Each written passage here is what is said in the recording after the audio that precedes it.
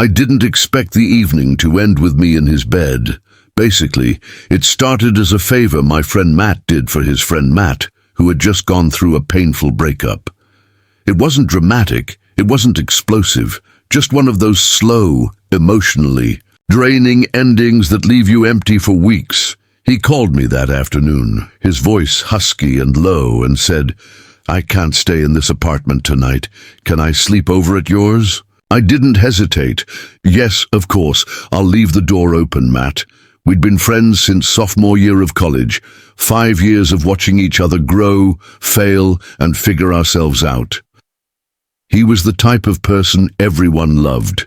Easygoing, funny, handsome, and effortless. Dark curly hair, soft brown eyes, and a lopsided jaw. He only shaved when he remembered that we had a friendship where we didn't talk about certain things, like sometimes I found myself staring at him too long, or that I always made room for him in my life, even when I shouldn't. I didn't tell him that I'd cleaned my apartment before he arrived, or that I'd worn a shirt I knew fit my shoulders. I didn't tell him that seeing his name on my phone always made me do something weird. I just said, "Yeah, go ahead." And he tried to play it casual. He arrived a little before 10 a.m., wearing a hoodie and sweatpants, carrying a small suitcase. His smile was tired but genuine. "Thanks," he said, kicking off his shoes. I waved. "You know, you don't even have to ask." We ordered takeout and sat on my couch laps apart, with an old TV show playing in the background. He didn't say much, but I felt like his presence elsewhere helped. Every now and then, he'd give me a sullen look, as if he wanted to say something but didn't know. How around midnight I stretched out and said, "Are you taking the couch or my bed?" He blinked. "I'm not going to kick you out of your bed." "I don't mind," I said. "It's not like I'm giving it to a stranger." But he just shook his head. "No, I'll speak if I have to." He hesitated, then after a long pause said, "Have you ever shared a bed with someone you're not dating?" I laughed. "You snore all the time at university." He smiled a wry smile, his first real smile that night, only when I'm really tired. I threw a pillow at him and went in. We changed him in the bathroom. Back in my room, I turned off the lights and snuggled under the covers, trying not to think about how this felt, what his return might mean. The room was dimly lit, with only streetlights filtering through. He stayed on the edge of the bed for a second longer than necessary. "Are you sure?" he asked. "Matt," I said quietly, "just come in." He did.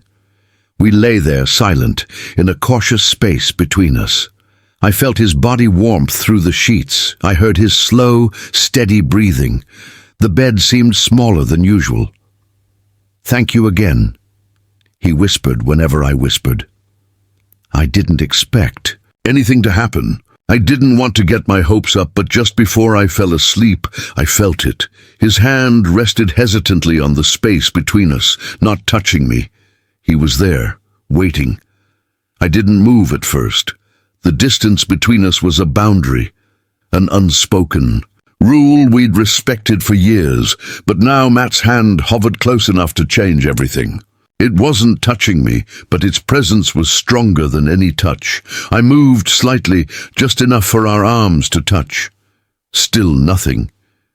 His fingers twitched, as if he wasn't sure what he was doing there. Maybe he wasn't even awake. Maybe it was an unconscious reaction, half a dream. I was confused, but I wasn't dreaming. I was wide-eyed. The pulse of waking life was pounding in my ears. Dead. I whispered. He didn't answer. Right away, then so quietly I almost missed it. He said, "Yeah, I swallowed you, okay." He exhaled through his nose a soft, heavy breath. I don't know. We lay there in silence for another few seconds, but the tension had changed it. Wasn't awkward anymore, it was electric. Then his hand moved just slightly. His pinky brushed against mine and stayed there. If I had blinked, I might have missed it. But I didn't blink. He missed being close to someone. He said, finally, his voice strained like, Not even in a hookup way, just close. I nodded slowly. Even though he couldn't see me, I get it. He turned onto his side, facing me. The sheets rustled, and now I could feel his breath on my face, faint but warm, the kind of closeness that made you nervous to move, afraid to say the wrong thing. I don't know what I'm doing, he said. His voice cracked just slightly, and it tugged something loose in my chest. All the times I'd watched him be the strong one, the funny one, the charming one, it made this moment feel different, more real. You don't have to know, I said, my voice barely a whisper. Matt's hand reached for mine, then this time no hesitation. He laced our fingers together under the blanket, and suddenly everything was very, very quiet. The kind of quiet where every heartbeat felt amplified. I don't want you to think I'm using you, he said. You're the only person I feel okay around right now. That hit hard, because I knew what he meant. I'd felt it too for years now, this strange gravitational pull toward him, the way I'd rearranged my weekends to match his, or the way I always made space for him in my world without ever asking for anything in return. I said, think that I mean. He let out a slow breath, then after a long pause asked, is it weird that this feels good? Is hook my head? No. Then neither of us said anything. For a while, we just laid there, hands tangled together under the covers, not touching anywhere else, not needing to. The warmth between us wasn't sexual. It was something quieter, more intimate. Something we hadn't allowed ourselves to feel until now. Eventually, I felt him shift again. His forehead rested gently against mine, the faintest contact, but it made my stomach twist in that dizzy, vulnerable way. Do you think this is going to change things? He asked. I didn't have a good answer for that. I just whispered, probably. And that was the last thing either of us said that night. I woke up before he did. The room was pale with early morning light, that soft blue-grey that makes everything look fragile. He stayed still, afraid to breathe too deeply in case I woke him. And this whole thing shattered like a dream. Matt's hand was still holding mine. That surprised me more than anything. He hadn't let go. During the night, his face was inches from mine, relaxed in sleep. That little furrow in his brow was gone, replaced by something almost peaceful, the kind of calm you don't usually notice unless you've seen the opposite in someone. And I'd seen Matt anxious, angry, trying too hard to keep it together. But not like this. I wanted to stay there, but eventually his eyes fluttered open. He blinked, squinting against the light, then looked straight at me for a split second. I saw panic flicker in his expression, like he'd forgotten where he was. Then his gaze dropped to our hands. We both watched them for a second, still interlocked, still real. Matt cleared his throat. Morning. Hey, I said, voice. He didn't move, didn't let go. His thumb rubbed a slow circle across the back of my hand, absent-minded, like he hadn't even realized he was doing it. I didn't mean to make things weird, he said quietly. You didn't. We lay there, in the silence that followed, not looking at each other, just the ceiling, the soft buzz of the city waking up outside. A car honked in the distance somewhere. Someone was making coffee. Matt finally sat up, letting go of my hand, but not in a way that felt cold, just uncertain. I don't. Usually he trailed off. I'm not like that. I sat up too. You don't have to explain anything. I kinda do, he said, running a hand through his hair. I mean, I don't know what last night was. I needed someone. I needed you. That last part landed heavy, because I'd always been there for him, and I always would be, but it was different, hearing him say it out loud. You still do? I asked. Matt looked over at me. Yeah, I think I do. We didn't touch again that morning. He made coffee while I took a quick shower. We ate insolence, both of us half lost in thought, half trying to act normal, but every souften our eyes would meet, and there was something behind it. Now a quiet recognition, a shared secret. After he left, I didn't know what to do with myself. I sat on the edge of my bed, the imprint of him still fresh in the pillow next to mine. I kept wondering what the hell last night meant. Whether it was a fluke, a one-time moment of weakness, or the start of something I'd been wanting for way Too long, and worse, I didn't know if Matt was thinking about it too, or if he was already trying to forget it ever happened. Then my phone buzzed. Matt. Hey, thanks again. I needed that more than I knew. I stared at the screen for a full minute, then typed. Back me same, let's talk soon. Yeah, Matt, yes, soon. I didn't know what was going to happen next, but for the first time in a long time, I felt like we were standing on the edge of something real, something terrifying, something that might change everything. And part of me hoped it would. The next few days were weird, not in an obvious something exploded kind of way, more like something subtle had cracked between us, and we were both pretending it hadn't. Matt didn't text much, not in the usual I'm busy way. Just enough to keep it from feeling like a total ghosting, but not enough to feel normal. And when I texted first, his replies came, with long pauses, short answers, no emojis, no little jokes, just flat. I told myself, to chill, he was probably sorting through his own head, and I didn't want to be the guy who pressed for clarity. 2 minutes after something intimate happened, but the silence started to feel like our ejection.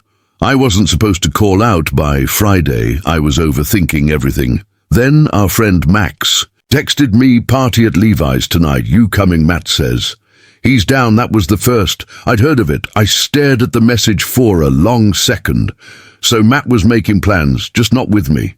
I almost didn't go, but something in me, it might have been Igor. Something sadder needed to see him to figure out what the hell this was. Or wasn't Levi's apartment was already packed when I got there? The usual crowd was spread out between the kitchen and living room, beer in hand, volume turned up way too high. I spotted Matt near the windows, mid-laugh with someone I didn't recognize. He looked good, too good. That old hoodie was swapped for a black button-up sleeves, rolled up forearms on display when he saw me. Something in his face flickered. He raised his beers lightly, like a hey, but didn't come over, so I got a drink and tried to act normal. I floated from group to group, made conversation, laughed at the right moments, but I kept catching Matt looking at me when he thought I wasn't paying attention around midnight. Stepped outside for air. The patio was empty. Thank God, just me in the cold night. After a few minutes, I heard the door open behind me, footsteps, then his voice. I was wondering when you'd show. I turned. He leaned against the railing beside me, not touching, but close. You knew I was coming? I asked. He looked out over the street. Max said he invited you. I figured. I nodded. Guess you've been figuring a lot lately. That got a reaction. Hewinson then looked at me. I didn't mean to go dark, he said. I've been trying to wrap my head around everything. You think I haven't? My voice was sharper than I meant. Matt Rana, hand through his curls. I know, I'm sorry. I thought if I didn't say anything, maybe it would just go away, and did it? No, he said quickly. That's the problem. We were quiet after that. The music pulsed behind the windows, laughter echoing faintly. The rest of the world kept spinning, totally unaware. That mine was standing still. I keep thinking about that night, he said finally, and not just what happened, how it felt. I didn't say anything. I was afraid if I opened my mouth, everything would come spilling out. Matt stepped closer, not touching me, but close. Enough that I felt the heat of his body. I liked being with you, he said softly. I liked holding your hand, waking up next to you. It didn't feel wrong, but he exhaled slow. But I'm scared of what that means. I nodded. So am I. His hand brushed against mine. Tentative, but I'm more scared of pretending it didn't happen, he said, of going back to normal, like I don't feel different now. I turned to face him fully. He was close enough that I could see the nerves in his eyes, the way his jaw tensed like he was bracing for impact. Then don't pretend I say it. He didn't, not this time. Matt leaned in, slowly, hesitantly, giving me every chance to back away. I didn't. Our lips met in the softest, most careful kiss I've ever felt. It wasn't fireworks, it wasn't movie scene dramatic. It was just real, warm, nervous, honest. When we pulled back, he rested his forehead against mine. This doesn't make sense. He whispered. Maybe it doesn't have to, I said, and for a second the world felt quiet. The kiss didn't fix everything. It didn't answer all the questions or erase the doubt in Matt's eyes, but it did change something that hung in the air between us as we stood outside on that chilly patio, our breath visible, our hands just barely touching. When we finally walked back inside, we didn't say much, just exchanged a glance that felt heavier than words. We didn't sit together. We didn't make a scene. It was almost like we both knew we'd crossed a line we couldn't uncross, and now we had to figure out how to live on the other side of it. I went home alone. Not because I wanted to, but because I think we both needed to breathe, to let it settle the next day.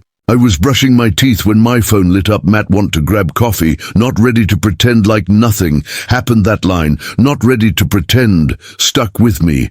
It felt honest, braver than I expected. We met at a small cafe near his place. It was a quiet one, of those cozy spots with chipped mugs and a guy in the corner sketching in a notebook. Matt was already there when I arrived. Hoodie pulled up, sunglasses on, like he was a ding from the world. He stood when he saw me, gave me that awkward half hug eyes give. When they're not sure what the rules are anymore. We sat. I'm still figuring this out, he said, barely letting the foam on his cappuccino settle in. Nodded me too. He looked down at his hands, then back up at me.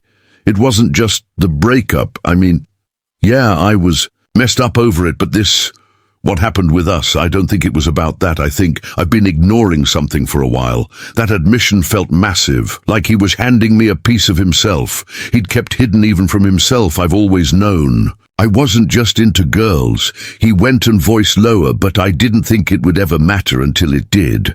I watched him, heart pounding in my chest, because this wasn't just about what had happened between us. It was about everything after, what it meant. What came next? I don't know if I'm ready for a label. He said, I don't need a label. I replied, I just need honesty. He smiled faintly. That I can do. We stayed there for hours, talking, pausing, letting the silence stretch and fill in the things we didn't know how to say. It wasn't easy, but it felt real.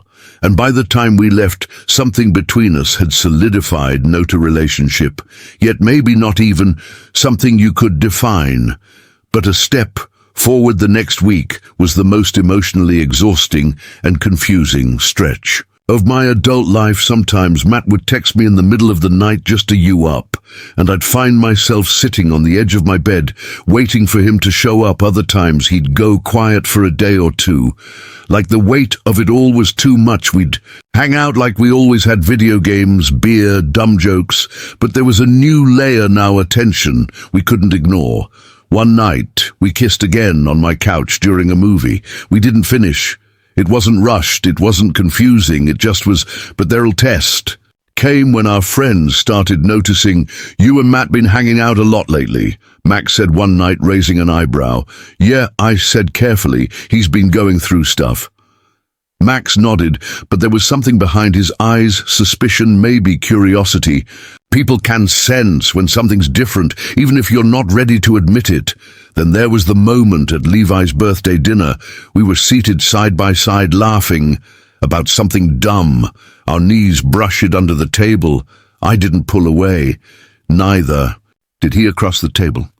I caught Max watching us just for a second. The ride home was quiet. You think they know? Matt asked, finally breaking the silence. Maybe, I said. Would it be so bad if they did? He stared out the window for a long time. I don't know. I don't want to be anyone's news, you know. I get it, but I also don't want to keep pretending this isn't happening. Headed voice quieter. I nodded. So don't. We pulled up to his building. He didn't get out right away, just sat there, finger snapping against his thigh. Want to come up, he asked. This time I didn't hesitate. His apartment was dim and quiet. When Wes stepped inside, a lamp glowed in the corner, casting a warm amber light across the clutter of his usual lived-in mess hoodie draped over the chair, sneakers by the door. Mail on the table. I'd been here 100 times, but never like this. He locked the door behind us, then stood there for a moment like he didn't know what to do next. Neither did I. But then he turned to face me and said, I don't want this to be a one-time thing. And that stopped me cold, not because I didn't want it, but because it was the first time he'd actually said something that sounded like a choice, not a reaction note, heat of the moment thing, a choice I don't either. I said we didn't rush it, there was no aggressive kiss, no dramatic. Stripped down, we just stood there for a second, letting the moment swell between us. Then he stepped forward and kissed me, soft, certain. His hands rested at my waist, mine slid up his back, feeling the rise and fall of his breath. Eventually, we made our way to the bedroom. It wasn't a movie scene. The sheets were a little wrinkled. One of his pillows had a ketchup stain, but it felt real. We took our time, both of us figuring it out as we went. There was laughter, nervous at first, then genuine. There were pauses. Tosk, is this okay? And moments where we just lay still, forehead to forehead, holding onto something we didn't yet have words for. It wasn't just sex, it was the kind of intimacy that stripped your awe in a way you didn't expect. His fingers laced with mine halfway through, and he didn't let go, and afterward he didn't turn away or reach for his phone. He just stayed, breathing steady, one arm wrapped around me. I'm scared, he said into the quiet. I know, I replied. Me too. But I don't want to go back. Headed to what? To acting like you're just my friend. I looked at him, really, looked, and for the first time since that night he crashed at my place. I saw the weight he'd been carrying, the confusion, the fear, the pressure of figuring himself out while trying not to lose what we already had. You don't have to figure it all out tonight, I said. But I want to, he whispered. I want to be honest about this with myself, with you. We lay there in silence after that. Not awkward, just calm, full. Like everything we hadn't been able to say for years had finally started to pour out, one quiet word at a time. And maybe that's what love looks like at the beginning. Not some big grand gesture, not fireworks, but choosing each other in the still moments in the morning, after light, in the space where fear and hope meet. That night I fell asleep with his arm around me, not as his friend, not as his fall back, but as something else, something new, something finally real. 3 weeks passed, 3 weeks of half-secret kisses, late-night texts that stretched into mornings, and stolen moments that felt like we were still figuring out what this was, but not hiding from it anymore. Matt didn't label us, neither did I, but we were us, something in between. Best friends and boyfriends, something stronger than a phase, more intimate than a crush. He'd still tense up when someone mentioned his ex, or when a friend asked too many questions about why we were suddenly spending even more time together. But then something changed.